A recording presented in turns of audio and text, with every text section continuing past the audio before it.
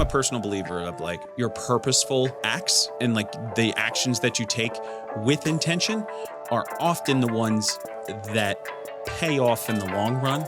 What I see is like people learn how to do something, and maybe that's the difference of like being self-taught and falling on your face versus someone showing you how to do something a certain way. It was, I guess, it could be a little bit of a downside, right? I learned how to do X, Y, Z to get these results, and most people are happy with it. I'm going to quote Michael Abens from You're Able here. It's building the plan, executing the plan, reevaluating the plan, re-executing the plan.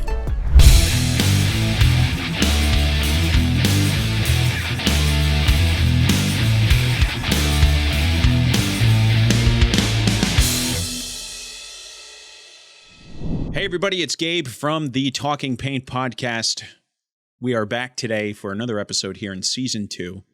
And we're doing things a little bit different. You guys know that I like to do a lot of solo content, but today we're doing some guest work. We have Joe Torbati, the original OC Detailing out of California, quite possibly the one person that started and pushed Tesla across the industry. I think no one more than Joe brings Tesla and paint protection film and auto film to this particular sector more than the origins of OC Detailing. With that said, thank you for joining in here on the Talking Paint podcast. Joe, how are you doing today, my friend? Oh man, any better I'd be illegal. Thanks for asking, Gabe. How about yourself? I'm doing well. Any better and I'd be illegal. I like that. Yeah. That's fantastic. So, Joe, you've been around the industry for a while.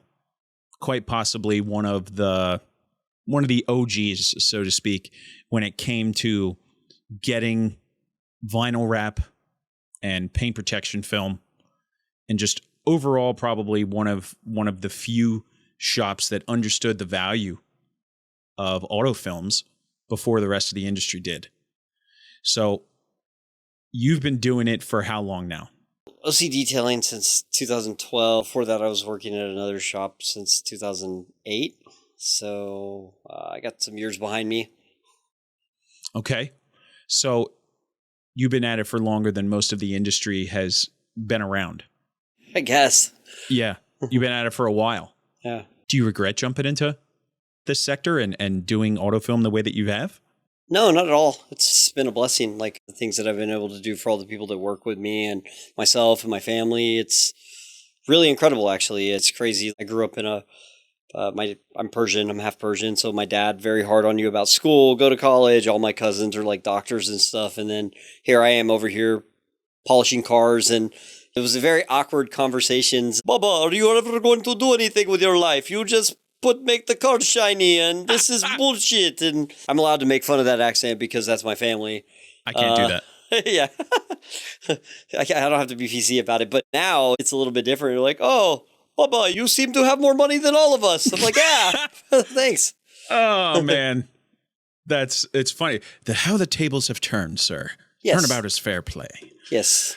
Turnabout is fair play. So you've been at it for a while. You're clearly doing well. And I think that a lot of people don't quite understand the scale at which you do this. And I'm hoping that we can kind of touch on some of that a little bit later here. Why don't you tell me a little bit about your shop and a little bit about what your mission is and maybe a little bit about your team. Sure. And what really makes it special for you. I'll just kind of let you run with that. OC Detailing, to me, obsessive compulsive about the details. If you ever look at my logo, this car says Joe in it. So Joes, Joe's OCD. Oh my God. Yeah, like maybe once or twice a year, someone will notice that. And I'm like, yes, thank you. Thank you. It does say my name. But for me, OCD is kind of in the name, more obsessive compulsive about the details. And that came from royal beatdowns from customers because I didn't learn any of this the easy way. I didn't have resources like we have today. I didn't have, people like yourself or like the Mike Norgs of the world where they have like detailers libraries and Facebook where you can go ask somebody, how do you install this bumper? Or you can, you have a bunch of like at your fingertips, a YouTube video of somebody doing something or how to take this mirror off the car. So I learned a lot the very hardest way you possibly could. And I just always wanted to do exceptional work. So my bar kept getting raised by customers complaining. So it's like, they would come back and I would do the best I could. And they would be like, but this can be better. And I'm like, I didn't know it could be better, but I'm going to figure it out for you. And that eventually led me to all my processes and procedures that are still heavily in place today, where we just don't accept anything less than as close to perfect as possible. Because we all know in this, there's films, you can't always get them perfect, but you don't have to accept a distortion in PPF. You don't have to accept a piece of dust in film. You don't have to accept not being able to wrap over a corner. Like, you can do it. It can be better. And that's what OC Detailing does. And me, my core team, I'm blessed. I have guys that have followed me around from that car wash I worked at in 2008. And when I opened my own shop, they came with me. And then Alex, the guy who does all our videos and all our video production, that guy was a customer of mine when I worked at that car wash in 2011 or 2012 maybe. Right. And when I opened my own shop, he literally just came and approached me one day and was like, I want to work for you. And I'm like, I don't know okay. Yeah, you don't know how to detail cars. What are you going to do? And he's like, I'm going to make content. And I was like, for how much money you want? Like, all right.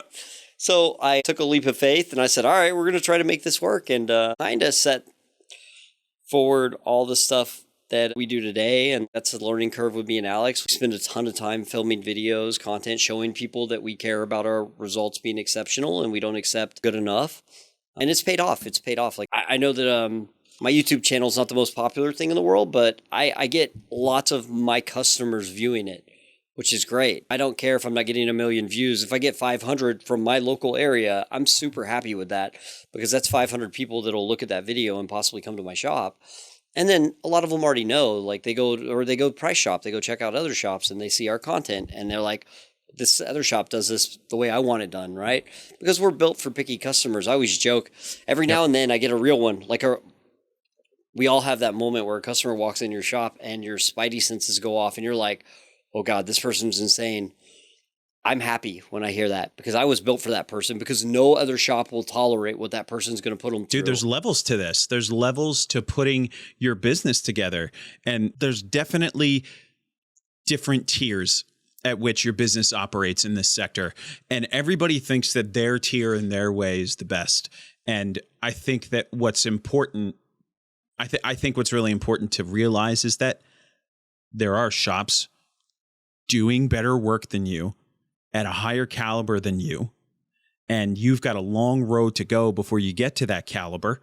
And the most important, I guess the most important piece of that is not being willing to settle for just where you're at. I see that happen so many times, because like you, I get a lot of people that call me and I get a lot of people to ask me questions, and I actually get to visit quite a few shops and see as like people learn how to do something. And maybe that's the difference of like being self-taught and falling on your face versus someone showing you how to do something a certain way. I guess this could be a little bit of a downside, right? I learned how to do X, Y, Z to get these results, and most people are happy with it. They don't unlearn it. Yeah, and they don't try to get better because this is working. Yep. And there's no other way to do it. Well, I don't fault those people, right? Because not if they're profitable and they're happy and their family's happy and their customers are happy. We've all seen a shop with 5-star Yelp reviews and we looked at their car and we're like, what the? Exactly. How are these people happy? What is happening? What is happening? And we have some shops like that here too. They usually the ones that feel like they're being sold up the river, usually the ones that end up coming around. And when you get a reputation for being the best, all you can do is just provide the level of service that you would for anybody else. And when you set that standard, for yourself, there's no other way to do it. Yeah. Because the only thing you do is just you devalue yourself and you devalue your own mission. And I think that's something else a lot of people just don't quite realize, is that once you set the bar high, you don't really go backwards anymore. Yeah, it doesn't come back down. It really doesn't. And it's like, too, I always wanted to separate us. I want customers to come in the shop and not only get an exceptional work, but have an exceptional experience, from the way we check their cars in, to the way we follow up on emails, to how professional everything looks, to how we keep in contact with them throughout the process of a job. And then also to really, really separate the normal experience, because even companies like Amazon, if you try to reach a customer service rep and talk to somebody, or you email them about a problem, they will not respond to you very fast. Or Nope. any big company where, at my shop, if you emailed us and said, hey, I have a concern about something, I would respond to you probably within 5 minutes. Like you would get a response like that. And it does take some effort to be able to do that. And like a patient wife and family for me randomly dropping like I can be in mid conversation, like, sorry, let me. And they're like, hello, I'm over here. Hello. Yeah, exactly. There's some perks that come with that too, because once you nail that part, people will talk about it and they will be your big cheerleaders. They will tell their friends upon their friends upon their friends. And it makes the whole thing work, right? Because I now have 18 employees and you have to have a lot of work to keep 18 very efficient employees busy. How big's the shop? So this is the funny part. I'm in California. So my main shop is 2,000 square feet and I have the building directly next door to it that's 1,200 square feet. You've got 18 employees in less than 4,000 square feet? Yeah. We can work on 7 cars at a time. Brother, that's the pinnacle of efficiency. Yeah. That's wild. We're all very motivated to get stuff done as efficiently as possible. And it's actually a blessing to have that many employees because you learn how to get really organized real fast, or you end up being unproductive. And I'm realistic. I don't expect 100% productivity out of an employee by any stretch of the imagination. I'm really happy at like 80. So if I walk through the shop and one of the guys is on his phone once or twice, I might stare at him. 3 times, I might kill him. But you're like, yo. Yeah, we got to stop here. But it puts a lot of systems and processes and procedures in place because, again, I went from being a technician and a business operator to somebody who I feel like I'm more of a business owner now. I still have my quirks and stuff that I feel like I struggle with because I've been blessed enough to have people around me that they can fill in the gaps of the places where I struggle. I think that's a really important piece to mention that you just kind of glazed over. And that was that you got guys to fill in the gaps where you either don't have the bandwidth or it's something you don't enjoy. And you've got guys that are willing to do those things and do them at the caliber or at least the closest that they can possibly get, with the understanding that no employee is you. That's still a high standard to hold. And that takes a certain individual to be willing to accept that. I think that's something that so many people miss. They're not willing to train. They're not willing to talk to, they're not willing to show anybody anything. They're just not willing to give anybody the level of energy or even give them an opportunity to fail. And that's one of the most frustrating things for me. And I swear when I see it, I want to crack people in their face. It's funny you say that because everything you said is very, very true. And although you know this better than anybody, you don't have to crack those people in the face. They crack themselves in the face daily. So my first vivid memory of an interaction with you is on Facebook. You made a post about how you were dying every single day because you were working way too much. And I made a comment that I said, hey, maybe you should find some people to take some of this part off of you and do this and do that and do this and do that. And I don't remember when that was, but I do remember thinking that you were going to kill yourself because of what you were posting online of how much you were putting into building your business. I remember having to I think that things that people don't realize is that there's seasons for your business. There's seasons where you've got grind mode, you've got learning, you've got processing, you've got structuring and restructuring. You got cash season where it's just like cha-ching, cha-ching, cha-ching. And that's all when season opens for the rest of us who are not blessed to operate in California all year round. And you've got times where you got to put the time in. You got to put the time in, you got to put the energy in, and those seasons of grind time and your purposeful, I'm a personal believer of like your purposeful acts and like the actions that you take with intention are often the ones that pay off in the long run. And I mean like way long run, because if you're purposeful in how you put your business together, that translates all the way down the line into years later, because there are guys that just kind of shrug. They're like, okay, well, we'll give this a shot. No, that's not how growth and grind time works. Like it's building, I'm going to quote Michael Abens from You're Able here. It's building the plan, executing the plan, reevaluating the plan, re-executing the plan. And that's what I was doing when you saw me grinding my tail off, just grinding my ass off.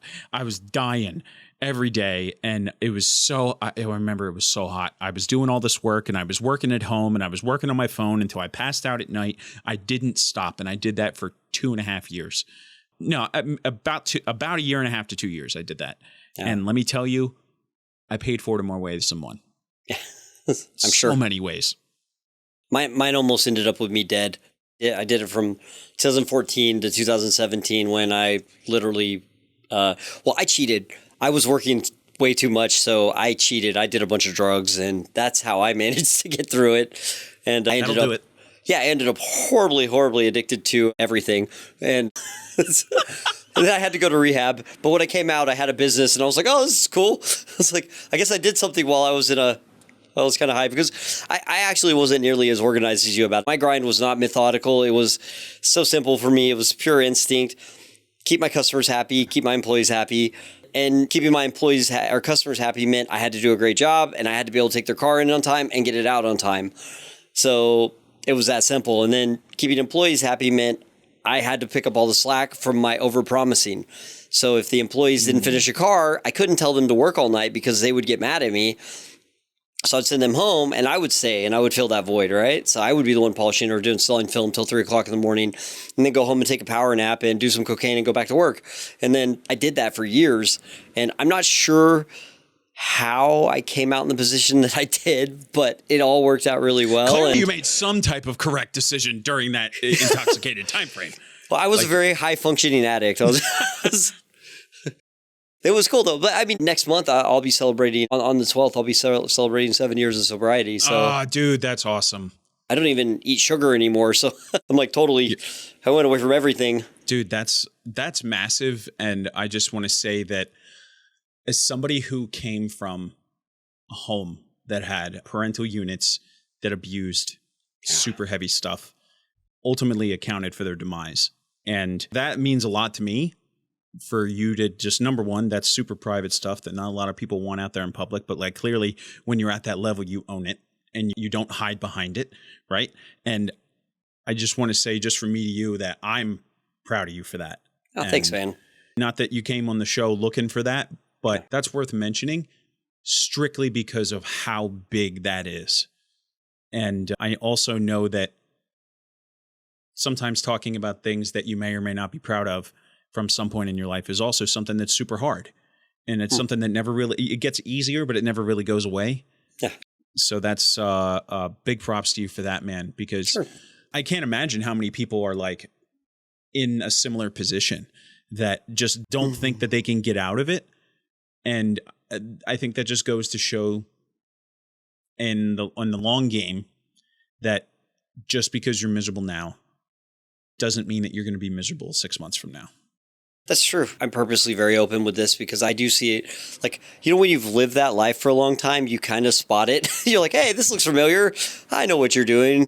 Because after I sobered up, it was pretty easy for me to realize that I needed to stop living an unmanageable life, which meant I had to work certain hours, which means I had to take time off for my family, which means I had to take time off for myself. And then it allowed me to put together a plan and policies and procedures and systems and all the things I learned about. Like I said, the way I learned was customers being upset with me. This is all the things not to do it. Yeah. It's like you do this, you're like, okay, I don't want to do that again. That person was mad. And a lot of times in this business, like if a customer's mad at you, it costs you a lot of money. Like the only way you can fix it with some people is just money. Like, oh, let me not charge you as much. Oh, let me give you something for free. I have a joke that you probably heard me say a lot in my sales. That I don't know how rated R or PG I'm supposed to be here. It's like the customer wants something, right? And it's because you failed to meet their expectation. So let's start fixing that. And I set out to really try hard to make sure that myself and my employees all had a healthy life-work balance. Like we take every day off that we possibly can. We only work Monday through Friday. And unless the shop's burning down, everyone's gone at 7, right? It's helped. It's made a huge difference. And I will say this, the previous 7 years since I was sober, I did things that just I couldn't believe. Like it's unimaginable how cool it's been for me and my family, and like the things that have come from the business and what it's given me financially, and then also the freedoms I've had. And like I live in California. It's expensive to live here, right? And like I live very comfortably here. It's not a big deal. I feel pretty blessed. And then also in the last year, I noticed like a lot of my peers that I know here are having a hard time. And I feel it too. Like I've had to try a lot harder in the last year to close sales and to get people in. But It hasn't been that bad for us. Like, we've been fine, actually. Like, I didn't really notice much other than spending a lot more time during my sales process, right? I spend a lot more time educating customers. I spend a lot more time asking leading questions. And I think that's an important piece to talk about. People don't realize that the buyer journey has changed. It has. The buying journey for the client is now not who can quote them first. It's not who can get to them the fastest. It's who is going to speak the right messaging and who's going to have the right communication framework and who's going to have the best customer experience. Those are the things now that really what craft the buying journey for people. And I talk to business owners every day, and they don't get it that people walk away when they quote them a price and they hit the back button on Google and they go and pick the next shop. And then the next thing that shop does is give them an actual experience where they actually care. And then they're frustrated that they can't close anybody because they haven't taken the time to invest in building relationships. But I paid for that ad. Why will they not spend money with me when I paid for them to click on my link? Gabe? Dude, just shoot me now. fucking kill me now. But I'm spending money with you and they're not spending money with me. So you see the problem here? Yes. I get, brother, God, I'm having a PTSD moment. I'm flashing. Yeah. I'm disassociating. I'm flashing back. Help 911. It's concerning that a lot of people don't really understand the component that an agency has in their business. Like, don't get me wrong. You can do it without. And you, of all people, know what it means when you can build organic strength. Like, you need the years for that, right? And you need the reach and depth for that.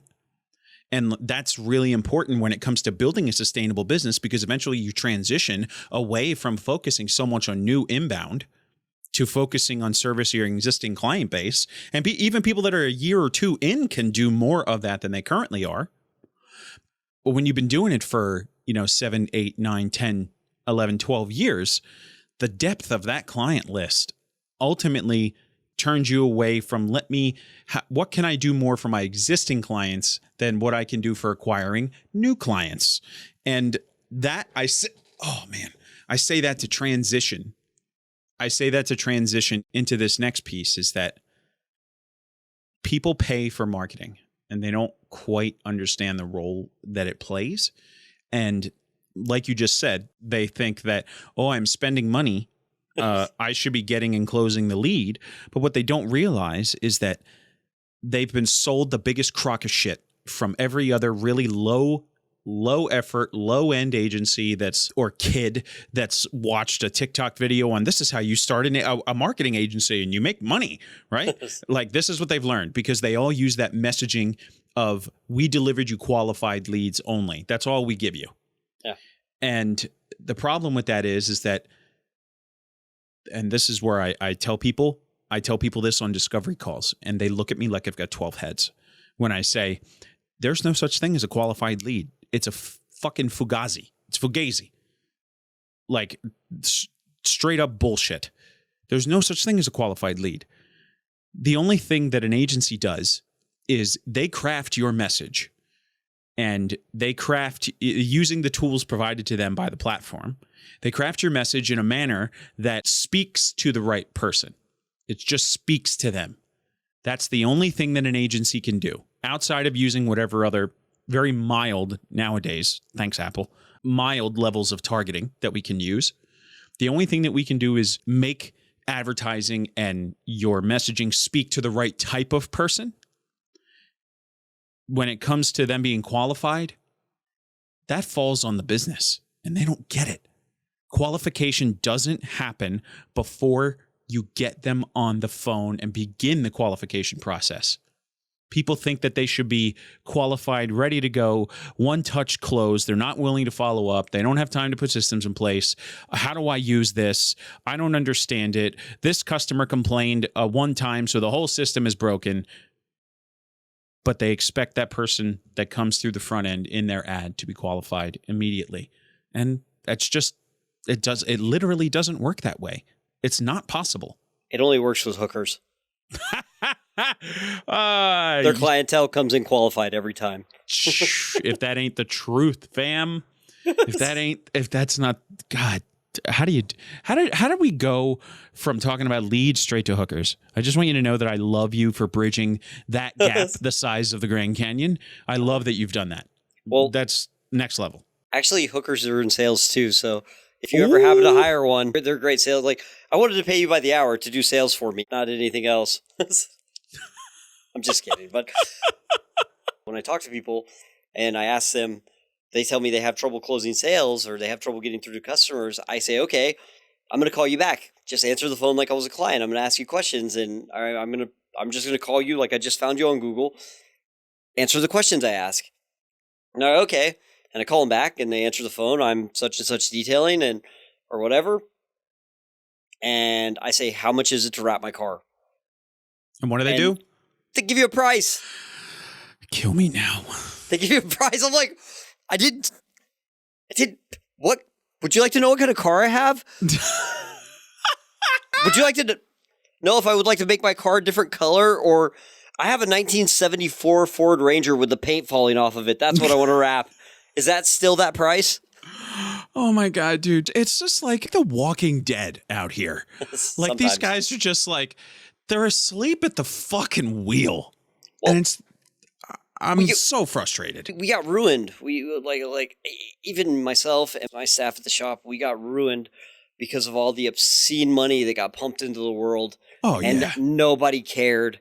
Because, I mean, I'm sure anybody who was paying attention realizes that the stimulus check was not the stimulus that went out in the world. It was people like me and you and other business owners. It was the small business rescue that got so much money, and all those people just did not care because they were handed hundreds of thousands, if not millions of dollars, and they got to go out, and if they called you and you said your wrap was $25,000 and you could do it today, and they're like, well, I just got $500,000 free from the government. Why not? That's like, so like this is where we insert that I think it's the gif of Mitch McConnell with the money machine where it says money printer go brrr. Yeah. That's exactly what happened. And now you have to try again. People got spoiled. You're right. People got spoiled. Now we have to try again. Now you actually have to be a good business operator. Yeah. You actually kind of have to, maybe even the most bare minimum, maybe today or tomorrow, know a little bit about what you're doing. A little bit. You have to act like a real business, because if you're not acting like a real business, you could have got away with that during all that time, because everybody was so packed full of cars and everybody was buying cars at 1% interest rates, and they didn't care. They just wanted it done. Like a lot of people, I still had my super OCD customers that would find us, and that was great. But we also had a lot of customers that I don't think would have been normal customers in my shop. Like, I just don't see it. Like they were not, they would literally pick us because we would respond professionally. We'd get them on the phone, whatever. They'd close the deal. They come in, but they would pick their car up and not look at it.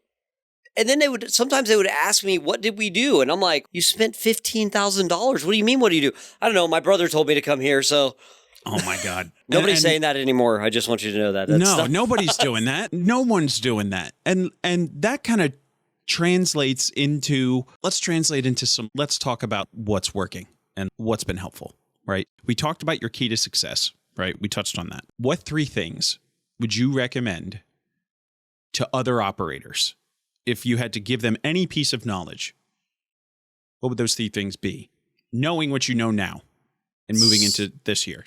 Well, actually, I got 3 things, but sales process would be the number one. Is like, and when I say sales process, you need to be very, very late. Like, it needs to be the most important thing you do. Talking to a customer right now is the single most important thing you do. You need to be undistracted. You need to smile really big and be really happy and excited to talk to that person because they potentially want to give you money. And you need to not mess it up. So not mess it up means you need to not talk too much. You need to pause when you need to pause. And you need to ask very relevant leading questions. Hey, sir, how long are you going to keep this car for?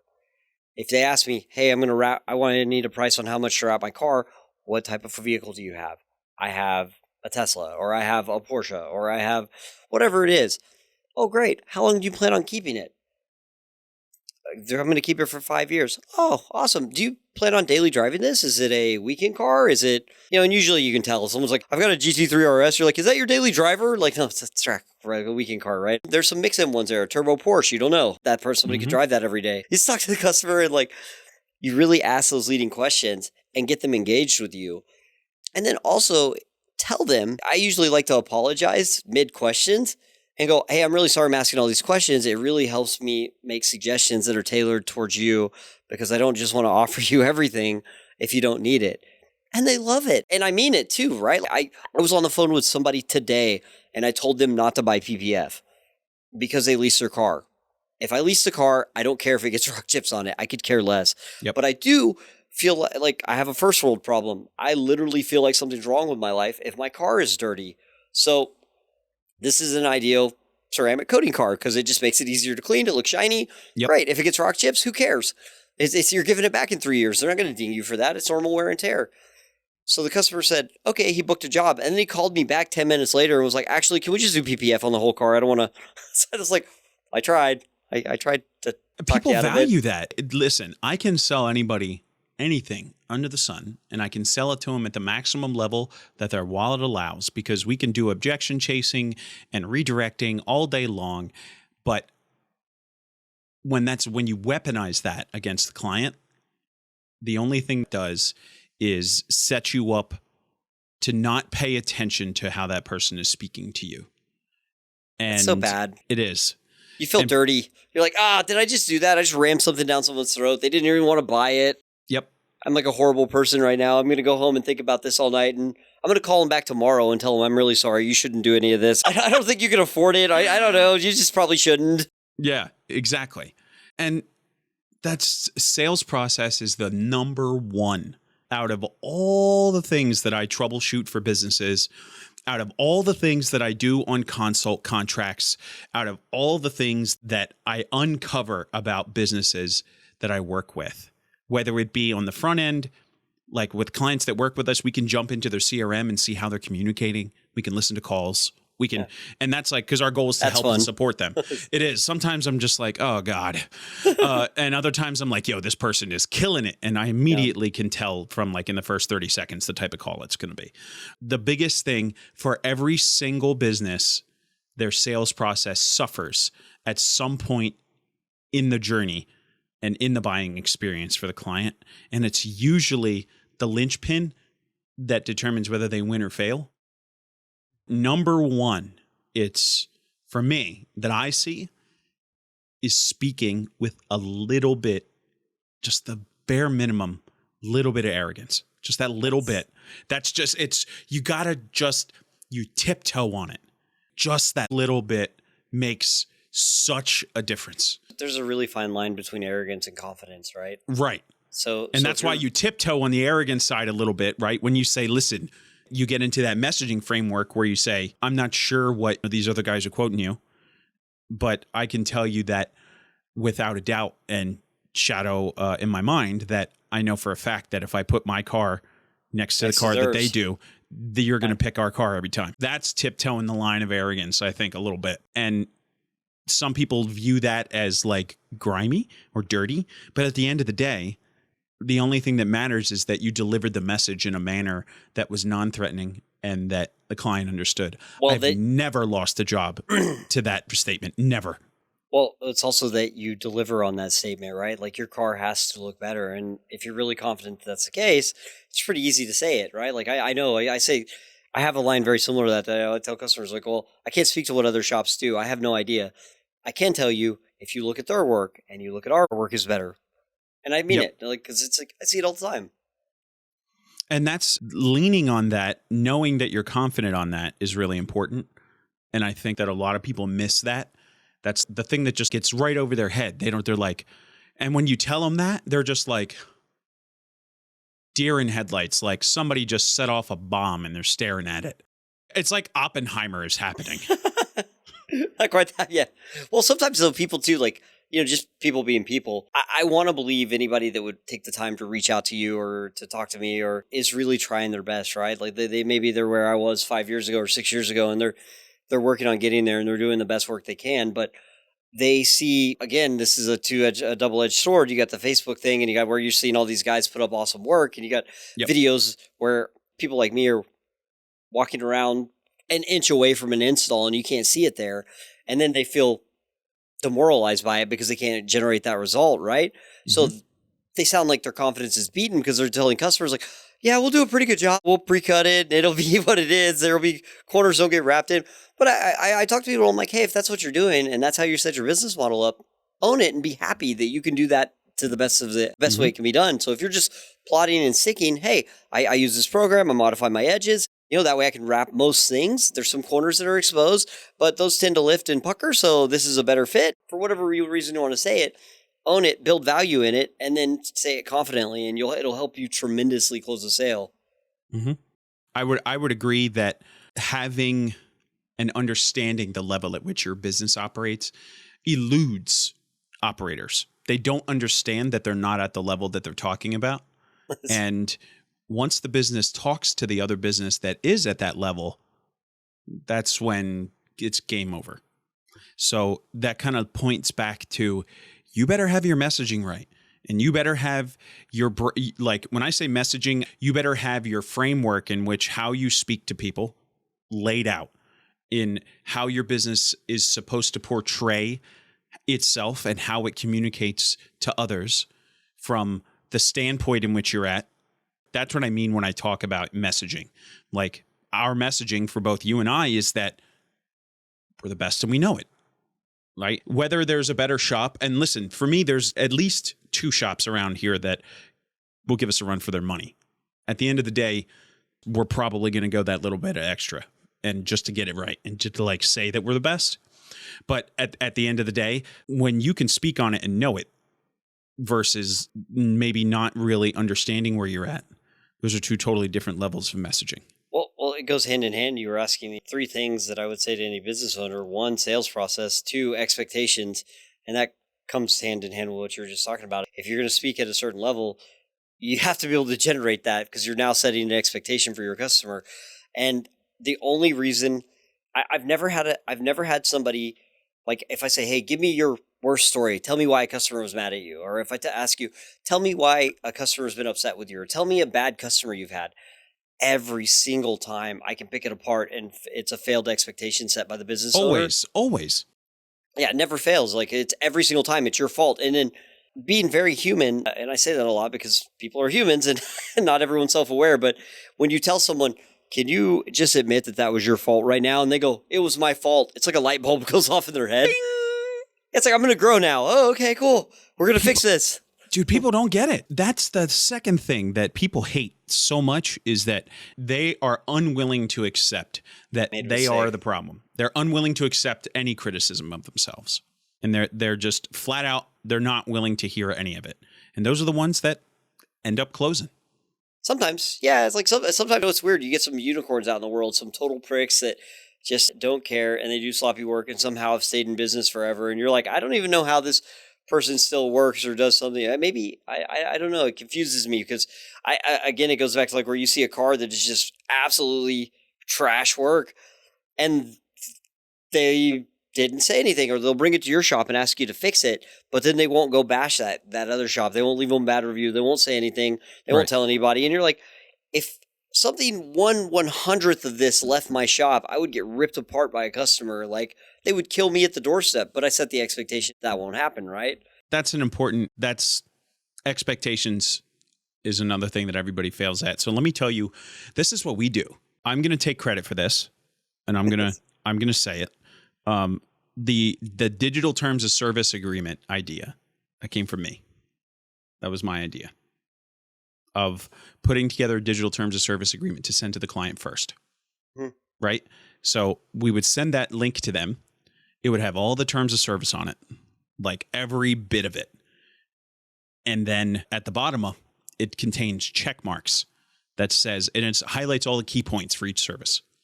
I understand that paint protection foam is being installed by a human, that it has to move through the air, and that it is impossible to have it a perfectly clean environment. I understand that we will do everything that we can to make sure that you get a contamination-free install. There still may be dust present. I understand that if I opt out of paint correction, that if I'm not willing to pay for it, then you're probably going to have scratches left over. I understand that my window film is being installed by a person and it's moving through the air, and then it will likely pick up dust. And various pieces like that touch on all the important parts. They have to check. They have to fill the form out. They have to check the box, and then they have to fill out their address, and then they have to fill out their information, and then they have to physically sign it, like with their finger, and then hit submit. And no form, no service. It doesn't matter if they drop the car off and they just didn't fill the form out, because it gets sent to them by a person and automation prior to them arriving. And what it does is, when people are saying, oh, what is this? I just say, listen, this is a lot of expectation management verbiage. What really matters are the last 10 check marks at the bottom of the page. And they're the most common issues that people have. And once they check that and they understand, then we very rarely have an issue. And that kind of points to the next piece of this. I think it was the Joker in Batman when he says, it doesn't matter if there's people dying. Like, he was something to the akin of, it doesn't matter if people are dying in the street. Even if it's pure chaos, people aren't panicking as long as it was a part of the plan. That's the takeaway from that for me. And everything in there that I have in there, like if I were to show it to you, be like, okay, that makes sense. That makes sense. That makes sense. It's nothing outrageous or like I'm lying to people, right? It takes all of that. I didn't understand that level of guesswork out of managing expectations and put it in black and white. They have to check it. They have to sign it. No form, no service. If their car is dropped off, we will tell them like, hey, we were just double checking and you didn't fill out your terms of service. Can you fill this out so we can get started?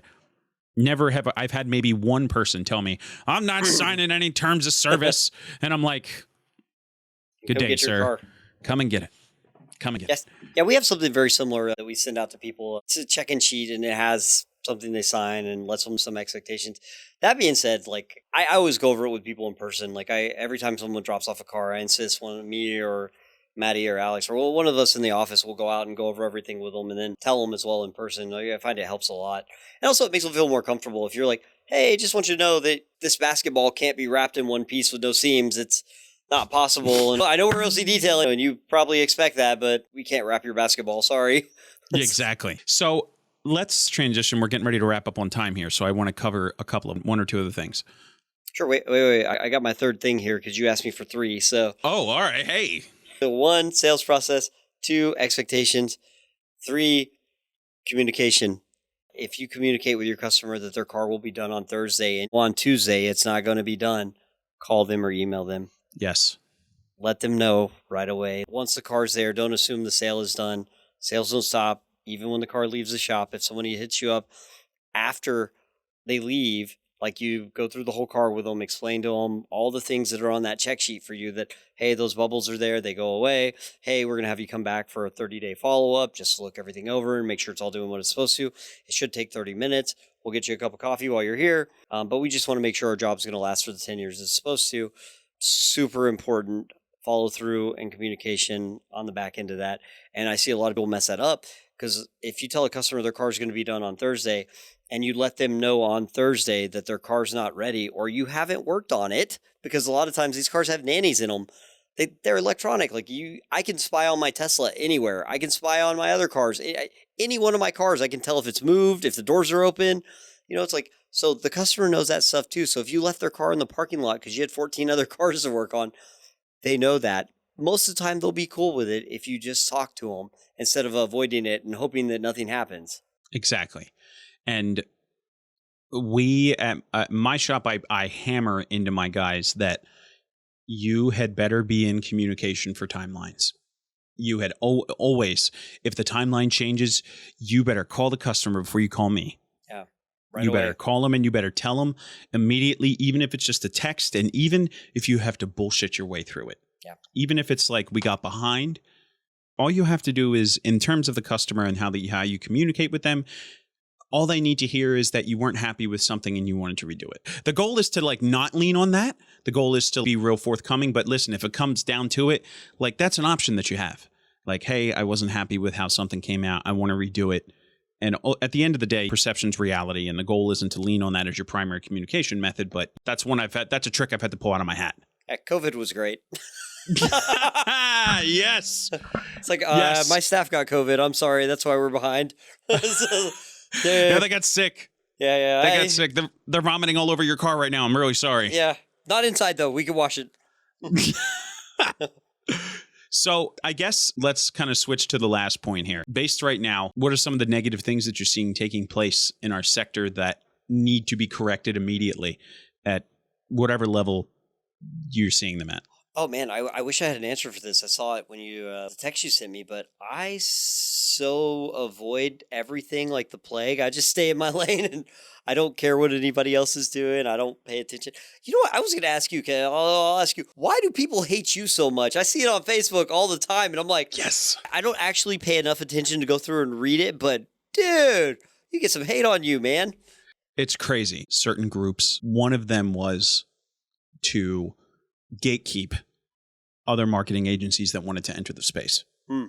One was because myself and the other person in charge had an agreement that regardless of what anybody said, my job was to gatekeep and keep them out because we had taken a lot of time and effort to build a community. Yeah. We were protecting our interests, number one, because don't think for a second that these groups aren't a business model. They are, and that's okay because you work hard and you put time and effort into them.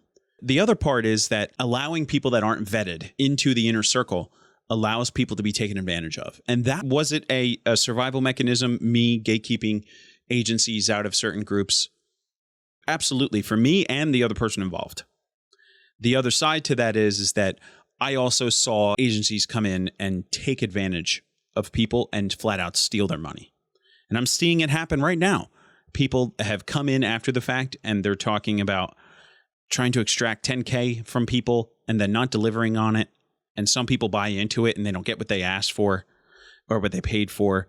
So at the end of the day, it was that and standing up for myself and not being willing to be bullied and telling people like, fuck you. I'm not taking your horse shit. I'm not doing it. Like, I'm not taking it.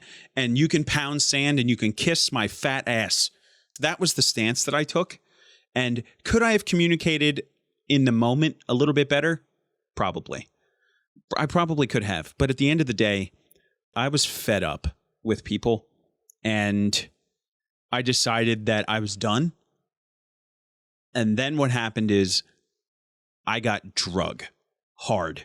Like other people involved flat out executed me in public. And it was just like, it was character assassination because people like to throw words like scammer around and rip off and things like that when they talk about me and what we do. But I can tell you this, I've never not given anyone 110%. And I have never not come to the plate and just been willing to go no stone unturned for any business that's ever worked for me. And does that make me perfect? Absolutely not. Are there ways and instances that I could have done better? Absolutely. Am I perfect? And is my team perfect? Nope. You guys are human? Who knew, right? Human. Yeah, who knew? You guys are human. And how I handled certain situations in my own agency, could I have handled those better? For sure. But the one hill I'm willing to die on for everything that I've ever done for this sector is that I have never set out to take advantage of somebody strictly to extract cash from them. Ever. I have always approached everything that I've done with how can I benefit and also deliver value and help other people as well. And that's strictly because I know what it was like not to have it.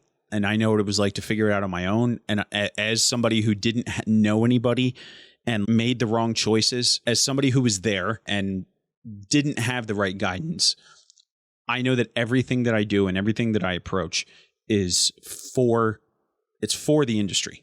It's for everyone else. And it's for me because I know just for me personally, I need to help. I need to participate and I need to be helpful.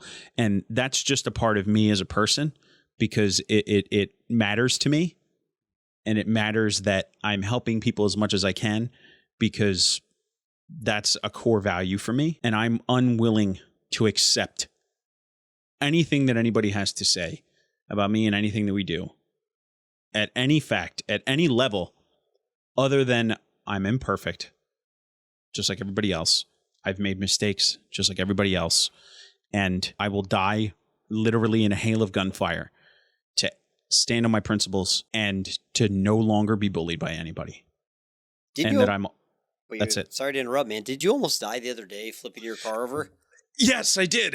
And that's not to change the subject, but I did. I felt I could ask. I could die in the car too. I could deal with that. I was ready. No, so I did. And I'm the type of person that I have a very hard time turning off, right? And channeling energy. I have ADD and I'm a very forward growth driven individual. So when I need to turn off and I need to focus, it takes a lot of energy for me to do that. So I've weaponized horsepower is what I do.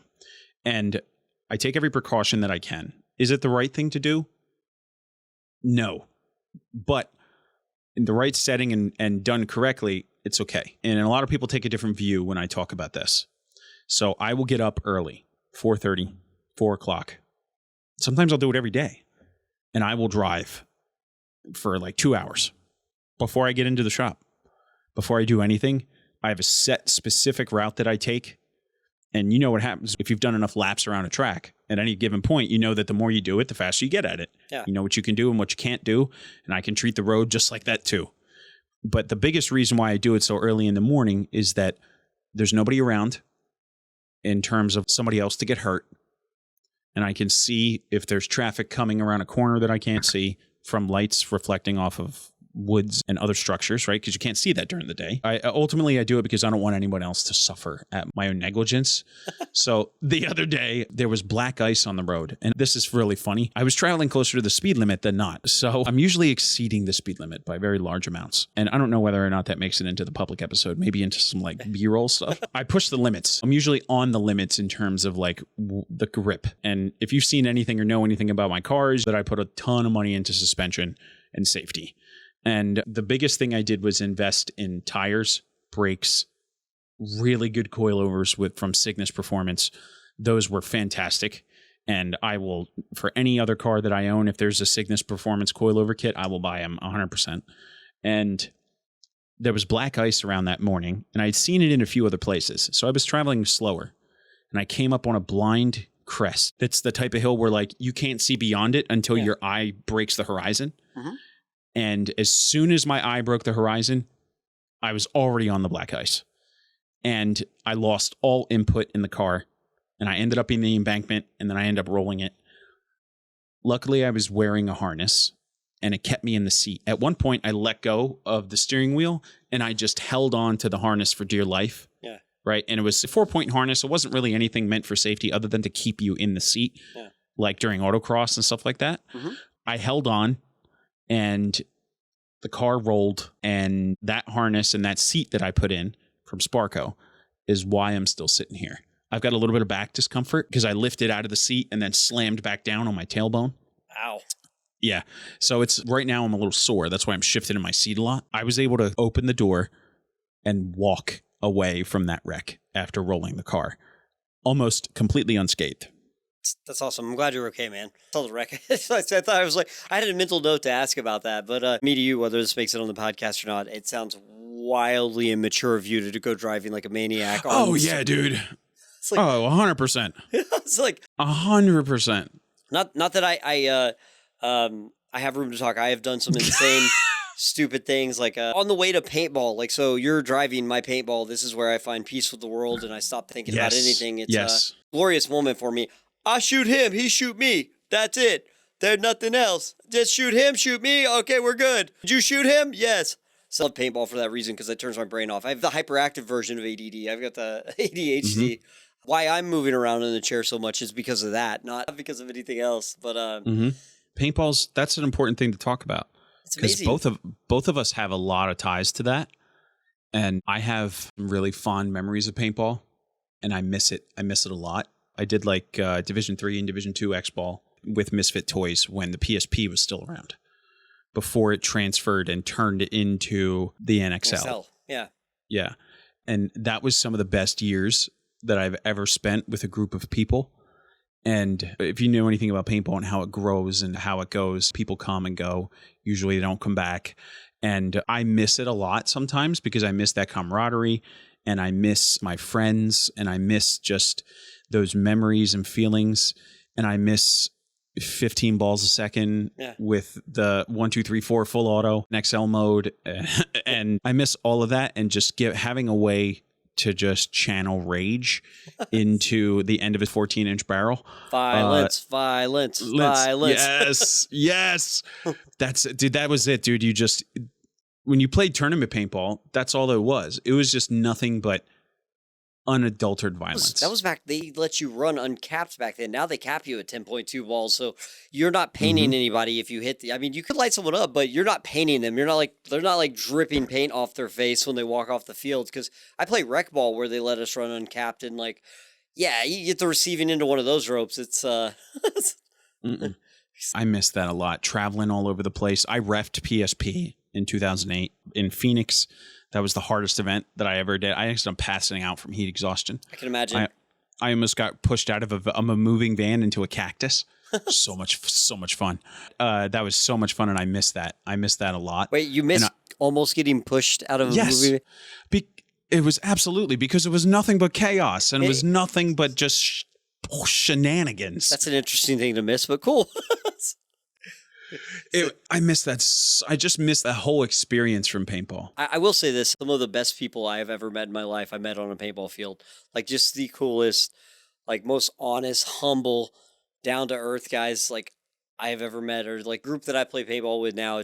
They're incredible people, so it's like I'm blessed to know them. And I would have met them no other way. There's literally no other way we would have came in contact in life except at the paintball field. And out there, it's great. Like, nothing else matters. Just, I shoot him, he shoot me. Let's do it. That's it. We're all friends at the end. That's it. You get a chance to shut the rest of the world off. And that's what driving does for me. Even if it's in a non-reckless manner. Yeah. That's what driving does for me. I can't state to you how much I miss paintball and I miss my friends. I miss them a lot. I grew apart from a lot of them, and I have gone back twice. I've gone back to paintball twice. And it doesn't feel the same for me. It's just, there's so many really just tight-knit, close relationships, like truly like people who I would still to this day probably step in front of a bullet for.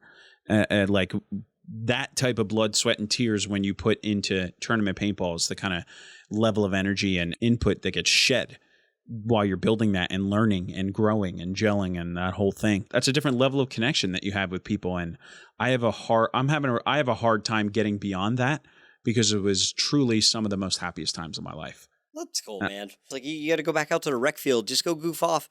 You'll meet some cool people and shoot them. You're right. You're not wrong. I have a full set of gear. I used to work for Lurker Paintball, so I worked with Ryan on the development of the Paragon before ultimately it folded and it didn't really work out. I've worked with Ballers Inc. Paintball. I worked for OTS Sports back in the day. I'm naming like just really small local operations type stuff. I got my start working at Manhunt Paintball at Atco Raceway. It was kind of like tucked into the corner of the drag strip off to the side. That's where I started. And then I really cut my teeth reffing indoor paintball at another field called Paintball Invasion. And it was an indoor soccer field that got converted to a paintball field inside. And that was just, I really grew there. And I met some people that I'm still friends with to this day. You know, I'm waiting to go to like SEMA or Verge or one of these other conferences I do, or any of these other like MTE or something, and waiting for a group to be like, hey guys, we're going to go play paintball. Anybody want to go? I'm like, oh yeah. I've never done that before, but I'll be right there. Yeah, come get shit on, kids. Yeah, this will be fun. I'll take the Tippmann A9. It's okay. I don't need a better gun for this. That's it. Just give me the Tippmann. Yeah, dude, you'll be fine. Yeah, you want to run us short? That's totally fine. We're fine, man. Yeah. We'll be okay. How do you hold this? I don't know. Man, just so much time of my life was spent on paintball.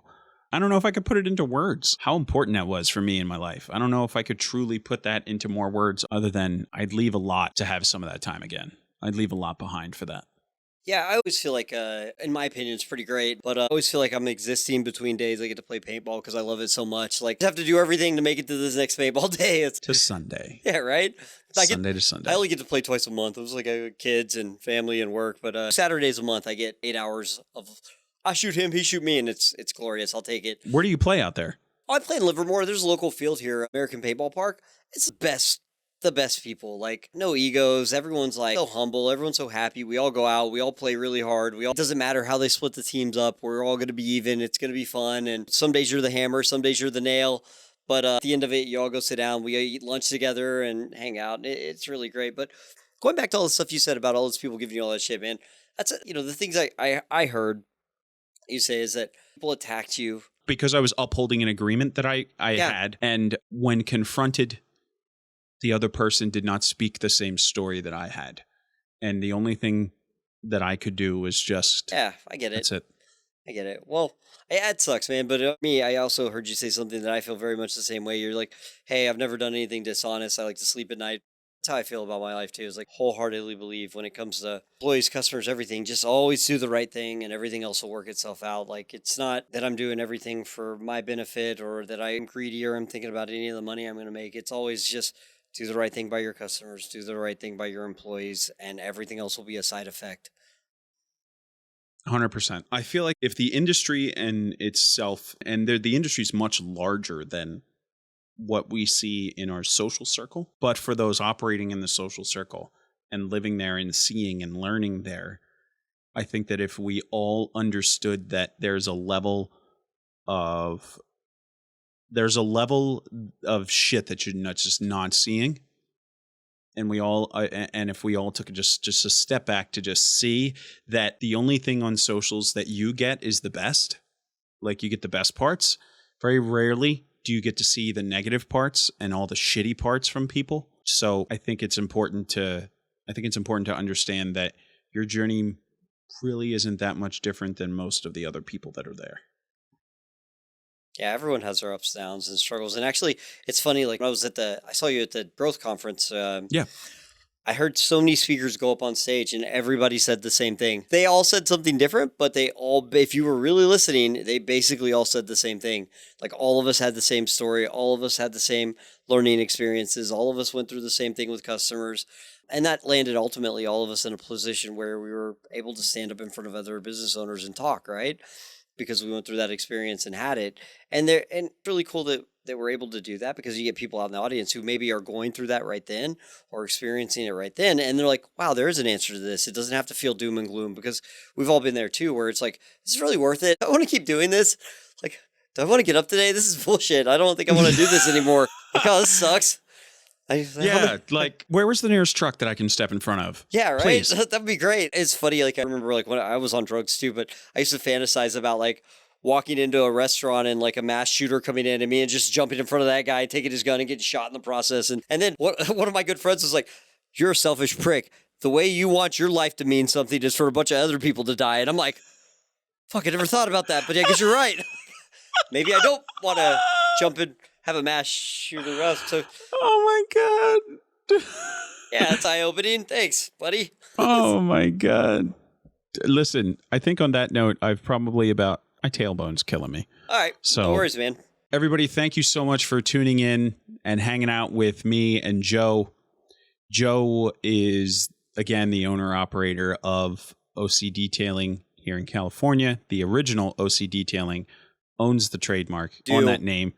So if you're thinking about using that name, maybe think twice because you will get a cease and desist. Joe, it was great talking with you. Thank you so much for being here and just having a really open and honest conversation. I think that there was a lot of information shared here and there was a lot of value to deliver here for everybody. And I just want to say that there's not a lot of people who are willing to come to a table and sit in front of a microphone and openly talk about their own failures and how they've done it wrong, and to openly admit that they had life-altering experiences that could have ended other ways. And I just want to say thank you for that, because there's going to be a lot more people than just me that get to benefit from this. And for that, I would put you in the selfless category. So thank you for your time. Thanks, man. Thanks for having me, Gabe. Appreciate it.